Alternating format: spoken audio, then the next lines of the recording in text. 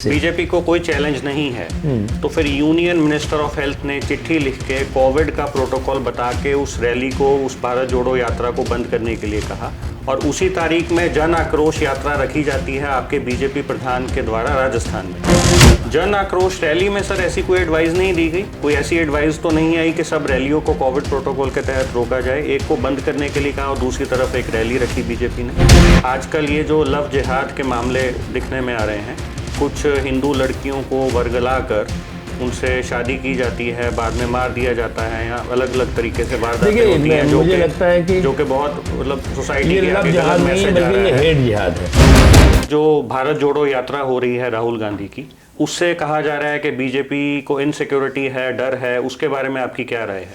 अच्छा एक बात बताओ जी कि कांग्रेस पार्टी के परिवार के लोग एक परेड कर रहे हैं जी। अब ये उस परेड में जो है वो एक पावर पॉइंट प्रेजेंटेशन से जुड़ी हुई परेड है वो कि साहब उसमें किसी ने पावर पॉइंट प्रेजेंटेशन दे दिया कि आप अपने इमेज को बनाने के लिए आप ऐसे करिए, ऐसे जाइए, यहाँ उछलिए, यहाँ कूदिए, या शर्ट पहनिए, यहाँ टी शर्ट पहनिए, यहाँ जीन्स पहनिए, यहाँ पे जो भी करिए जो करा होगा। इससे बीजेपी कहाँ पे बीजेपी का क्या नुकसान हो रहा है भैया?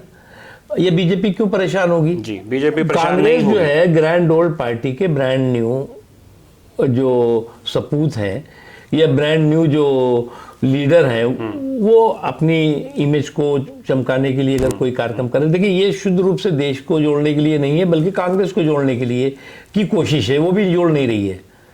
इसलिए बीजेपी का कहीं कोई बीजेपी को चैलेंज भी नहीं है इससे। बीजेपी को कोई चैलेंज नहीं है तो फिर यूनियन मिनिस्टर ऑफ हेल्थ ने चिट्ठी लिख के कोविड का प्रोटोकॉल बता के उस रैली को, उस भारत जोड़ो यात्रा को बंद करने के लिए कहा और उसी तारीख में जन आक्रोश यात्रा रखी जाती है आपके बीजेपी प्रधान के द्वारा राजस्थान में।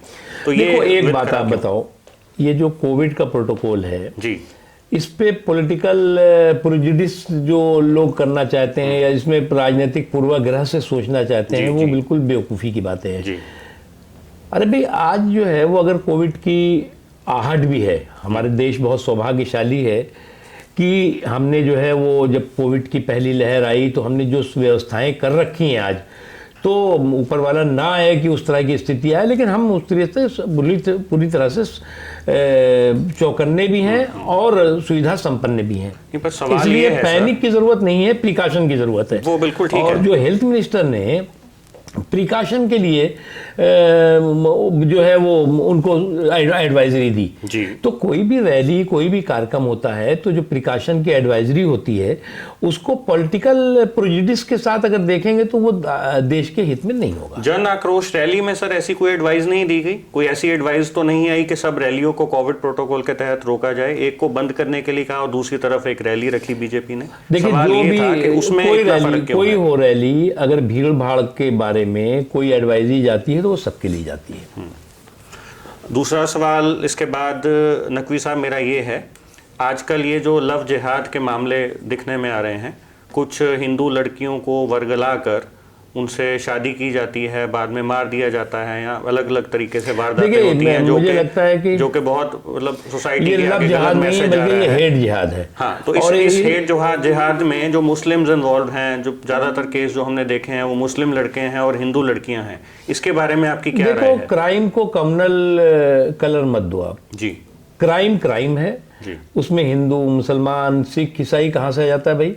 जो क्रिमिनल है उसकी कोई कास्ट नहीं, कोई कम्युनिटी नहीं, और इस तरह का क्राइम कोई भी करता है तो उसके खिलाफ कानून के तहत कड़े से कड़े प्रावधानों में कार्रवाई होनी चाहिए।